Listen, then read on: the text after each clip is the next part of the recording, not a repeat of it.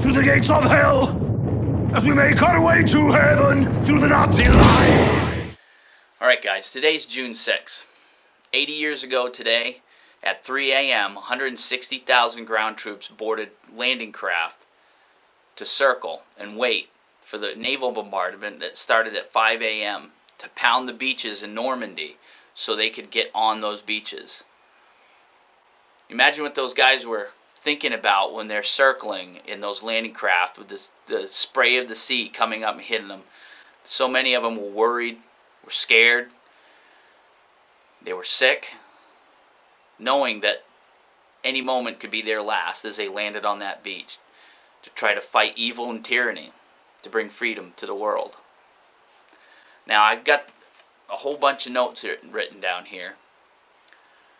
And in perspective, today's day and age, people bitch and complain about all kinds of trivial things, while these men were putting their lives on the line for our freedom.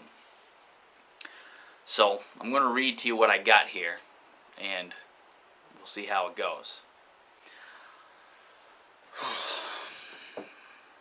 On June 6, 1944, over 2 million Allied personnel set into motion the largest invasion the world had ever seen. That was Operation Overlord. The invasion itself, known as D-Day, consisted of roughly 160,000 ground troops. Now that was 73,000 Americans, 83,000 British, Canadian, French, and Polish soldiers, going head-to-head with 50,000 Germans who had embedded themselves on the beaches of Normandy. Now at 12:15, the invasion started by dropping paratroopers behind enemy lines. These airborne troops were dropped in waves around 2 a.m. And that was like the 82nd Airborne, the 101st Airborne units respectively, and British and French troops. At 3 a.m., the troops start loading on the LCAs and the LCVPs. Those are the landing craft in really rough seas. Of course, the invasion had been postponed many times because of bad weather, but the decision was made that it was now or never, and they went. Now at 5:15, all the battleships and cruisers, they started bombarding Utah Beach. They were targeting gun emplacements along that beach.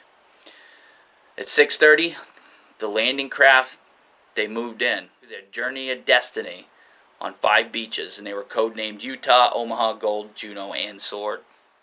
In all, the invasion consisted of 7,000 ships and boats, 11,000 aircraft, and thousands of land vehicles. They landed on that beach. So, what was the cost of bringing freedom to Europe? Well, in the initial invasion, 4,414 Allied troops were killed on June 6. Of those, 2,501 were Americans and over 5,000 were wounded. And between 4,000 and 9,000 troops were killed, depending on the source you go to. Overall, the Battle of Normandy that raged on for days, that killed 73,000 Allied troops, 153,000 wounded, and it also killed 22,000 French civilians. They were casualties of war. So wrapping this up, that's the cost of freedom. That's the cost of bringing freedom to Europe. That's the cost of bringing freedom to the world. In today's day and age, do you really think that our generations that are coming up next would do this? Would they understand the sacrifice that must be given to keep people free across this world, to keep evil at bay? I don't think they would. The men that did this and went to these, they understood it. They were scared shitless, but they did it. So, I guess the question to this is, as Americans, do we still have that intestinal fortitude to fight for freedom, to fight for our rights, for the world? I guess that's the question. I hope the answer is yes. Otherwise, the sacrifice of these men has gone in vain. So, God bless them.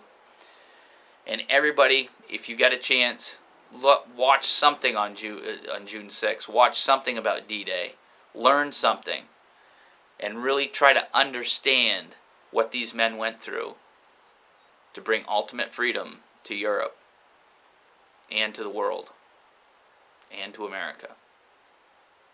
Thank you.